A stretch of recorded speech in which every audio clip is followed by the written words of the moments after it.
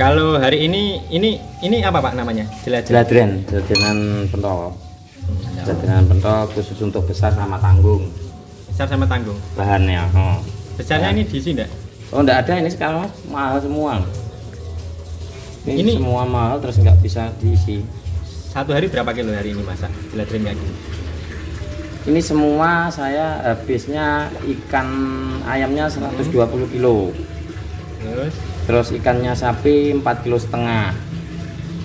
Untuk ini, untuk yang besar sama yang tanggung. Ikan sapi. Iya, ikan sapinya. Untuk yang kecil-kecil itu cuma ayam semua. 120 kilo. Terus yang sapinya 4,5 kilo. Terus diracik di rumah sendiri atau di pasar? Di slab, di pasar. Cuma bumbu saya bikin sendiri. Nanti kekurangannya tambahin di pasar. Jadi nggak pernah sama bumbu-bumbunya. Iya, tidak ada yang tahu, itu rahasia. Rahasia kok bisa sedap, bisa enak itu gimana? Kan ada rahasianya loh. Walaupun di pasar kelihatannya sama, tapi saya bawa bumbu sendiri dari rumah. Ya kelihatannya di pasar, Pak Joko bumbu niki, tuku iki, kekurangan iki, padahal di rumah sudah ada bumbunya sendiri. Walaupun di selepan tuh sama, kayaknya tuh bumbunya sama tapi beda, pasti tidak ada yang sama. Nah ini berapa? 2000-an harganya. Terus kalau kesini berapa jam atau menit? Kalau ini perkiraan antara 30 menit. Kalau ini nyala 30 menit sudah matang. Kalau nggak nyala, kebanyakan orang tuh kalau masak itu jarang dinyalakan. Jadi kadang tuh tengahnya itu nggak matang. Itu banyak kan cuma udah mendidih diangkat terus dicocot, dicetak. Itu jadinya kadang tuh tengahnya nggak matang. Salahnya orang itu kadang gitu. Nah ini teman-teman, kalau pengen tahu jeladrenannya pentol, ya serial Pak Joko ini. Masya Allah. Assalamualaikum warahmatullahi wabarakatuh. Saya yang mempunyai usaha pentol. Nama saya Pak Joko Santoso.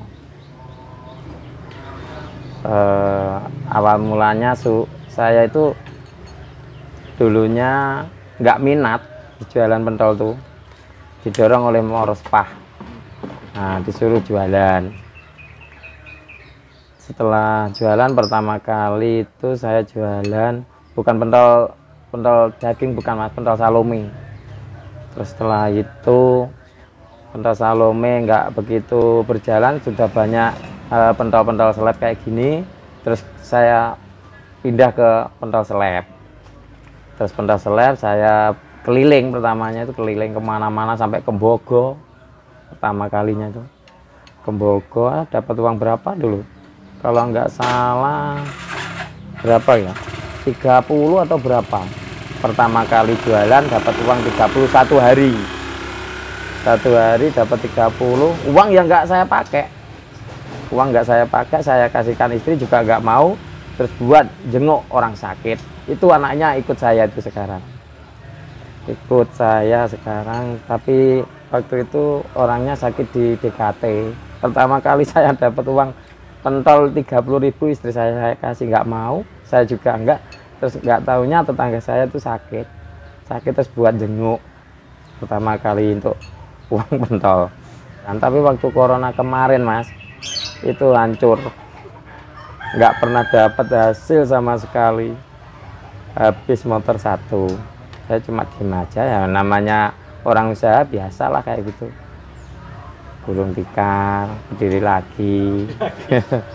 Namanya usaha. Yang penting anak buah saya itu jangan sampai terkatung-katung. Dia bekerja itu kan pasti membutuhkan uang setelah kerja. Mendingan saya enggak dapat hasil, yang penting anak buah tetap dapat hasil. Nggak pernah anak buah saya tuh nggak pernah bayaran, nggak pernah bisa ditanya, nggak pernah saya ibaratnya tak utang sih, nggak pernah. Setiap hari langsung saya gaji, nggak ulanan, nggak mingguan. Semua sore udah selesai gajian semua. Saya sendiri juga nggak terbeban, dia sendiri juga tidak terbeban. Jadi bisa sama berjalan. Oh enak, malah Pak Joko langsung untuk bayaran lah, kan tidak terbeban. Saya juga tidak terbeban. Namanya orang usaha ya kadang rugi, kadang untung. Nggak terus setiap hari untung, enggak. Namanya orang usaha pasti rugi, untung ada lah. Tapi untuk resepnya biar jualan ini laris manis sih gimana? Resepnya itu saya komunikasi bumbunya. Bahan itu lengkap saya bumbu. Brambang mentah, bawang mentah, brambang goreng, bawang goreng, masako, royco, gula putih. Itu semua ada. Biar sedapnya karena itu lengkap. Tapi orang-orang cuma adanya itu brambang goreng, bawang goreng gitu loh. Kalau saya enggak. Terus gini Pak, cara mempertahankan dan usaha ini setelah awet sampai lama. Insya Allah kalau saya malah kepingin saya kembangkan biar bisa sampai lama. Ini anak saya sudah mulai saya rintis belajari supaya enggak kehilangan pelanggan, supaya tetap masakannya enak terus. Seperti saya nanti kalau namanya orang pasti kan meninggal mati ya toh Mas, nanti biar ada yang meneruskan, resepnya juga biar tetap sama, biar enggak beda lah. Kadang biasanya itu kalau orang usaha kayak gini, orang masakan itu kalau orang yang punya sendiri udah meninggal rasanya beda. Nah, maka dari itu saya perintis supaya sampai sekarang itu saya belajari terus sampai paham, nanti biar tetap rasanya. Terus untuk mengenai harga jualin itu Mas yo, saya itu lihat harga pokok. Kalau harga pokok mahal ya saya kurangin, agak kecilin dikit, tapi rasa tetap. Nanti kalau harganya pokok murah ya saya murahin. Jadi lihat harga pokok, agak saya kecilin, pentolin. Waktu jualan pentol itu ada cerita, di sini udah rumah tangga lah, ada cerita sampai istilah agak patuk beras lah. Oh nggih. Gimana? Kok semerep? Cerita Dulu saya utang itu banyak Mas. Kalau nggak salah bank saya detail dulu tuh ada 25. Pertamanya itu masalahnya waktu saya punya Supra, tapi Supra bukan Supra X tahun 98. Supranya itu dipinjam sama mertua. Namanya mertua butuh kan saya kasih BPKB. Saya masukkan di bank ini loh, Banjaran. Nah, ya saya antar, masukin di situ, saya antar mertua saya. Nah setelah itu banknya itu loh, angsurannya mertua saya tuh enggak diangsurkan. Nah ternyata BPKB saya tuh dimasukkan di Bank Adire, bukannya di Banjaran, dekatnya pasar. Nah setelah itu 4 bulan enggak dimasukin ke Adire, diambil motor saya. Nah setelah itu nggak bisa bekerja, nggak bisa berjualan, dapatnya uang tuh ya pinjam itu aja. Bekerja biasanya jualan pentol, nggak ada yang nyuruh. Takutnya orang tuh kalau nggak pernah ke sawah atau nggak pernah ke kerja apa itu, kadang orang nyuruh itu nggak enak. Yang kalau tak kongkon nek gelem mau biasa bakulan, ngoten. Itu pertama kesalahan saya itu.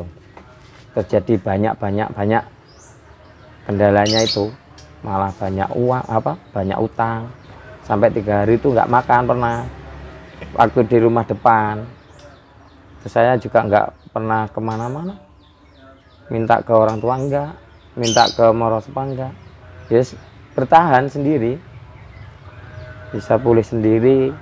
Untuk mengatasi bank-banknya itu dulu saya sistem gini, Bu, engko bank-banknya tak sistem ini, tak kelompok nih, tak sahuri saidik-idik, yang penting so lunas. Kalau ngerti nih Mas, terus bank-banknya gue gak enten sing marah, enten sing boten kan. Nah, maksudnya itu terus yang marah nggih monggo kersa jenengan, pokoknya yang penting kula nyauri. Ternyata ya mbake purun danten nggih.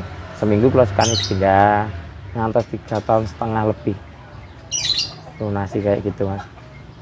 Usaha ya Allah, Kalau nggak percaya, anak saya yang laki yang besar itu. Terus setelah itu saya punya uang dikit, beli motor Super Cup buat jualan lagi, merintis lagi. Setelah saya jualan, saya udah habis, motor saya taruh di tempat teman saya. Saya makelaran motor. Saya dulu kan ikut makelaran motor. Dulu masih enak, bisa jual beli motor itu dengan teman saya. Di Sapam SMP itu bisa ditanya. Nanti kalau udah dapat hasil, saya pulang ke sawah, unduh Lombok sama istri saya nyusul. Ya buat itu, buat bantu nyetorin bank-bank itu dulu. Bisa habisnya itu. Setelah ya nyekelnya motor, jual motor. Terus saya itu di Pare, Butamam namanya. Kalau nggak salah itu jalannya jalan apa ya? Masih orangnya, pasti tahu dia. Dapat hasil itu dibagi. Berapa tahun saya itu jual beli motor sama ya nyekel motor ngono Mas. Butuh duit kon nyekelne ngono Mas. Jadi gini Pak, Joko, usaha itu sebaiknya memang lah bisa jangan utangan. Iya, sekarang alhamdulillah nggak punya. Kalau bisa usaha itu jangan pakai uang kayak gitu, pasti hancur. Bener, iya. Kenapa? Karena orang jualan tuh kan nggak pasti tuh Mas. Nggak pastinya itu kadang ya sepi, terus berapa hari sepi. Kalau kendalanya kadang rombong-rombong kayak gini rusak kan nggak tahu. Saya itu berapa kali betulin rombong, ini barusan betulin rombong habis 1,5 juta, betulin rombong. Takutnya itu, terus nanti kalau kita nggak punya simpenan, takutnya kalau waktu usahanya sepi, namanya orang jualan tuh kan nggak tahu sepi ramenya, nggak bisa target kita itu. Makanya saya nggak berani, gitu loh.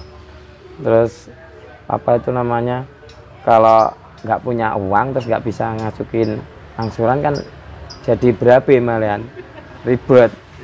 Terus nyambut gawe ya kayak doyo-doyo Mas, nggak bisa nyantai. Ya alhamdulillah semua bisa diatasi ya, alhamdulillah. Nol, alhamdulillah. Alhamdulillah. Itu saya punya utang banyak, itu temen itu saya deketin itu pada lari semua. Ya pikirannya orang itu kan gini, kemungkinan loh ya. Dari dalam hati saya kemungkinan gini.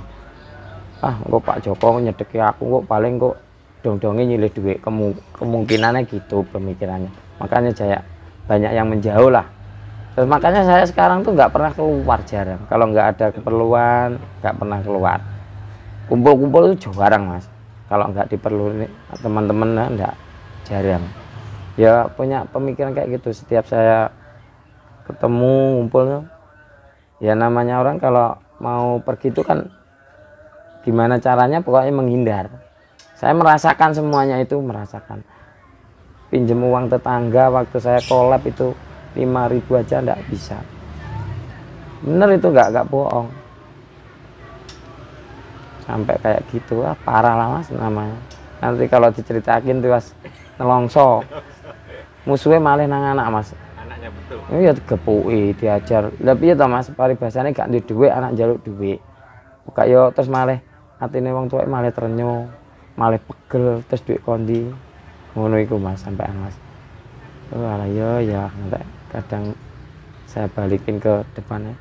Tapi alhamdulillah saya sekarang tuh nggak ego. Saya merasakan aku jadi wong gak duwe kayak ngono. Jadi melihat orang nggak punya itu kasihan. Makanya saya jualan itu siapapun yang ingin jualan monggo. Nggak saya ambil untung. Bisa ditanyakan yang titip-titip itu. Ojo dijupuk wis ben sakno. Saya sendiri merasakan ya ben bisa mendapatkan hasil, ben gak sorok kayak aku sing lakoni. Jangan sampai lah. Itu buah saya itu saya bikin itu udah ada yang berhasil Mas. Maksudnya berhasil itu gini, dia sampai bisa menikah, nggak dibiayai orang tua, biayanya hasil dari sini. Itu anaknya yang kecil tuh, nah ini anaknya ini, nggak, orang tua tuh nggak mau tahu masalah ekonomi untuk pernikahan. Itu hasilnya dia sendiri. Caranya? Ya dikumpulin, ditabung di tempat saya. Terus dia waktu nikah diambil untuk biaya pernikahan. Itu nabung sampai berapa juta gitu? Kemarin dia dapat 12,5 juta untuk pernikahan. Ya untungnya waktu itu ada corona, nggak begitu mewah, cuma ada dekor, terop untuk biasa. Itu bisa ditanyain itu anaknya itu, udah itu. Terus ini anak buah saya itu mau nikah. Ini tabungannya insya Allah kalau nggak salah 9 lebih lah. Dan nanti pernikahannya kalau nggak salah bulan bakdo mulut bulan berapa itu? 9 kalau nggak salah. Bakdo mulut pernikahan dia. Dapat sewarek. Uangnya udah siap. Iya. Untuk pernikahan dia memang saya suruh ngumpulin. Orang tua kamu nggak mampu, kalau kamu nggak mengumpulin sendiri, siapa yang nanti biayai kamu? Dan anak-anak percaya nggak mungkin itu dibawa lari dan lain-lain. Buktinya udah langsung ada. Memang saya sendiri saya kumpulin. Tiap hari saya bikin jimpitan. Saya jimpitan di rumahnya tangga saya itu kan lingkungan RT 16 ada jimpitan. Itu anak-anak yang lainnya juga ikut. Tiap hari 100.000 kumpulin untuk jimpitan. Terus pengen nabung ya saya tabungin. Anak saya juga bikin tabungan, saya tabungin, nanti ditorkan ke bank. Ya dikit-dikit kan jadi banyak. Saya sistem kayak gitu mas. Ya ternyata prinsip saya kayak gitu berjalan. Bisa terbukti, bisa beli motor anak-anak itu. Iya itu yang masih berhasil itu cuma itu. Manut sama saya. Terus sampai anak emang gak duwe padha kaya aku ngene iki dhisik kumpulno. Jadi nggak begitu membuat orang tua bingung, punya hasil sendiri. Manut mas, alhamdulillah ya tercapai. Sampeyan takon iso tuku motor Scoopy. Jadi ikut Pak Joko itu ya ada Berhasil. Nyantel semua. Bener. Tuh anak buah saya yang laki tuh tanya nyentel. Yaan. Enek hasilnya bukti nih, nggak pernah bohong. Emang harus kayak gitu. Nanti anak-anak nabung saya kasihkan istri saya, bukan saya yang pegang. Kalau laki megang hancur. Pokok setiap saya sudah gajian dia nabung, ibu duitnya nabung arek kelompok nih. Tapi kalau laki pegang uang hancur. Kadang hancurnya gini, punya uang kemelinti, pengen rono-rono lah itu mas. Takut saya. Rasa syukur sing seperti apa sampai detik ini loh usaha ini? Ya syukur alhamdulillah, saya syukurnya itu bisa makan tidak seperti yang kayak dulu. Pengen apa bisa beliin, anak minta apa alhamdulillah bisa tercapai. Pokoknya anak nggak sampai sengsara lah, bisa membelikan apa yang diinginkan anak saya. Alhamdulillah. Alhamdulillah anak saya tuh biayai motor Mega Pro ini waktu mau lebaran kurang 1 hari baru jadi habis 17 juta. Rehab semua. Udah 3 kali. Waktu pertama di Kandat hancur habis 9 juta enggak jadi. Terus di bawa bengkel ke Manding hancur 8 juta atau 7 juta. Hancur. Cuma saya itu kasihan sama anak saya. Dulu sudah pernah sengsara, masuk sengsara terus mintanya biar seneng lah. Karepku ngono kuwi mas. Terus terakhir ini enggak saya biayai, enggak, saya cuma nyumbang 1.500 uangnya dia sendiri. Yang terakhir uangnya dia sendiri buat biaya itu. Saya enggak mau mas, wis sampean 2 kali wis tak bantu, saiki aku mau wis resikonya sampean tanggung dhewe, sampean biayai dhewe. Dia dulu ya cari-cari pasir gitu. Ya saya cari pasir di sungai ini sama teman-teman ya. Suami iya anak buahku ya alhamdulillah iso kemput iso nyaur utang padha kaya bose ya lho. Iso nyaur utang, iso gajian bendina gak tau diutang, bayarane cash terus gak tau minus bayarane. Kayak anak buahku kayak ya ngono padha kayak mas. Alhamdulillah zaman dhisik duwe bojo, saiki gak duwe bojo malah penak gak duwe bojo jarine mas. Dan duwe bojo malah utangnya akeh lho mas. Mas, lha tak critane kabeh ya kuwi. Ben ro selebuluke ya der. Kuwi alhamdulillah saiki utangnya ya sampai mas. Ya alhamdulillah anak buahku iso berdikari dhewe, iso nutupi kekurangane alhamdulillah.